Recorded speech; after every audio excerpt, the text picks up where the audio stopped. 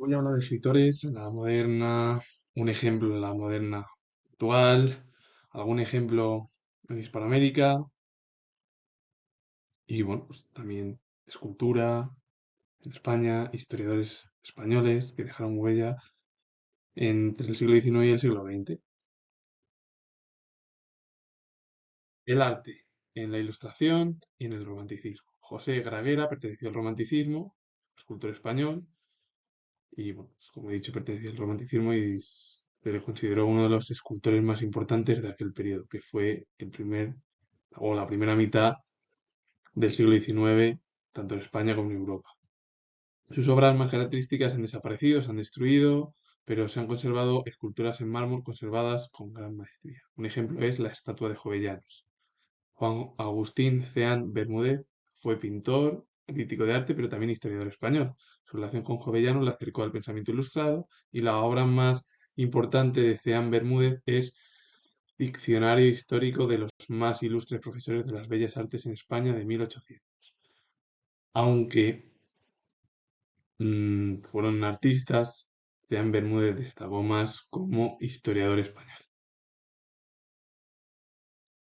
Moratín hijo lo conocemos y es de los escritores más importantes de la Ilustración, junto a Jovellanos, Cadalso, entre los más importantes del periodo ilustrado en la literatura española.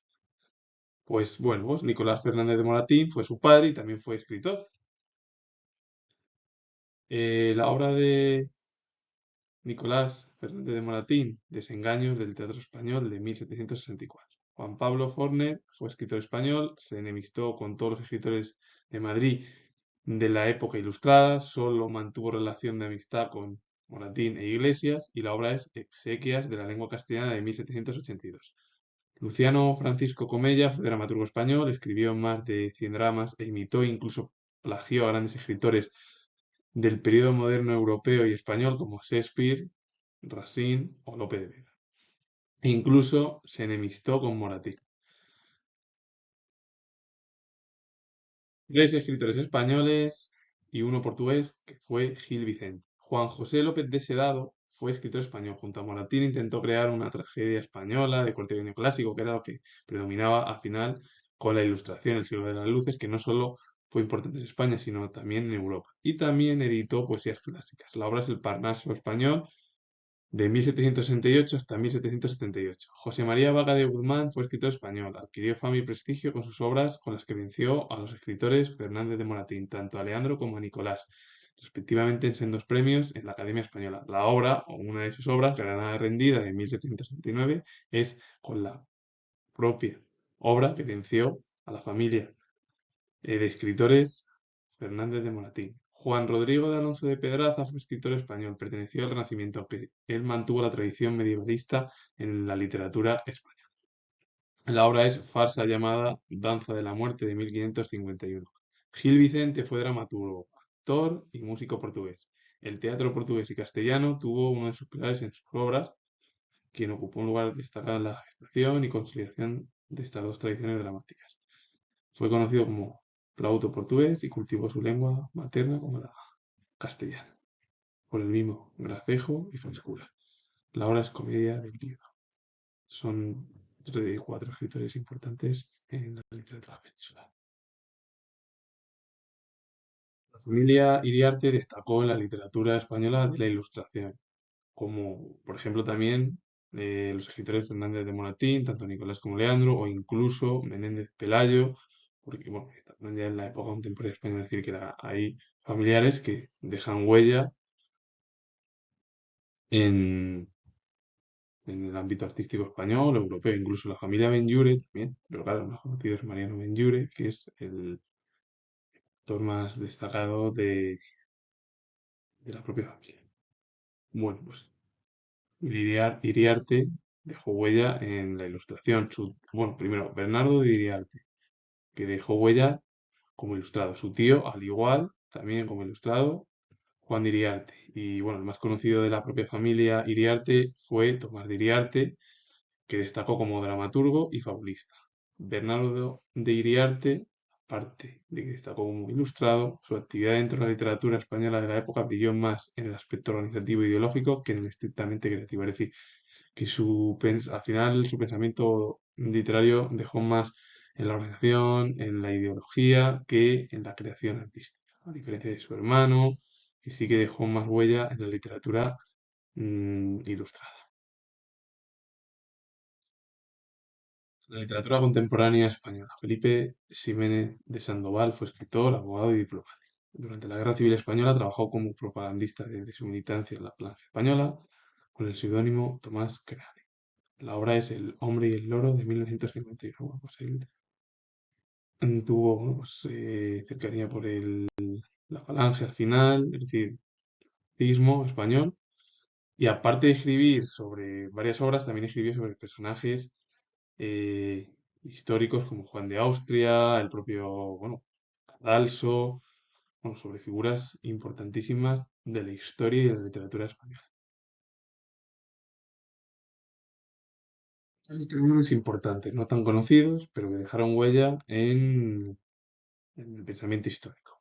Vicente Llorens fue historiador español, se formó en la Universidad de Valencia, en 1927 obtuvo la beca de la Junta de la Ampliación de Estudios e Investigaciones Científicas y provocó al final su traslado. Él mismo se trasladó a la Universidad de Colonia. Cuando finalizó la Guerra Civil, se expatrió primero a Francia, luego estuvo en Santo Domingo hasta 1945, de ahí saltó a Puerto Rico y por último estuvo en Estados Unidos. Y volvió a España en 1979 cuando bueno, preparó estudios sobre la época de Fernando VII. Justo además en ese año falleció. Y la obra, una de sus obras, bueno, es Liberales y Románticos de 1954. Julián Juderías y Loyot fue historiador y erudito español. Desde pequeño dominó el francés y el inglés. Fue discípulo de Menéndez Pelayo, uno de los historiadores más importantes de la época contemporánea española, junto a Américo Castro, aunque Américo Castro ya es del siglo XX, y Sánchez Albornoz, que tanto Américo Castro como Sánchez Albornoz fueron los más importantes del siglo pasado. Menéndez Pelayo fue más del siglo XIX. Tuvo gran pasión el propio Juderías y Loyot por los idiomas, aprendió 16 lenguas y bueno, las más importantes fueron el italiano, el ruso, el húngaro y el portugués. Aparte, bueno, también tener la lengua materna. La obra es El problema de la infancia de la obrera en España de 1917, que esta obra es de carácter más sociológico. Los historiadores al final lo que hacen es contar historias en libros o, bueno, pues, también la pueden trasladar a través de vídeos, diapositivas o incluso en obras, como he dicho, o a través de documentales, otras facetas artísticas. Dos escritores en Hispanoamérica. Fernando Calderón fue dramaturgo mexicano, pertenecía al romanticismo, cultivó la literatura desde muy joven. Con 15 años ya publicó o escribió sus primeros poemas y con 18 estrenó su primer drama. Su profesión fue abogado, ideas liberales lo llevaron a combatir la batalla de Guadalupe contra el militar López de Santa Anna, quien apostrofó en uno de sus poemas, y desempeñó en Zacatecas cargos políticos. Miguel Navarro Luna fue escritor cubano, colaboró en diversas revistas y la obra es Corazón Adentro de 1920. Dos escritores hispanoamericanos totalmente diferentes. Uno perteneció al romanticismo, además el periodo en el que vivió Fernando Calderón fue justo la guerra bueno, de la independencia de la gran mayoría de los territorios de bueno, de Hispanoamérica e Iberoamérica, porque bueno, la gran mayoría se independizaron de su metrópolis española y portuguesa. Y también incorporó a Brasil, que se independizó de Portugal en 1822. Ya la segunda fase se produjo ya pues en el final ya en la guerra hispano-estadounidense de 1898, cuando Cuba se rebeló con el apoyo de Estados Unidos, Puerto Rico también finalmente quedó, bueno, pues se independizó de España. Y luego Filipinas, las Islas Guam y todo ello, bueno, pues al final quedó bajo manos estadounidenses. Así que con ello finalizo. He hablado de prácticamente la literatura española, bueno, un ejemplo o dos en Hispanoamérica, uno en Portugal y también de arte e incluso de dos historiadores que no son tan conocidos que dejaron huella en el siglo XX y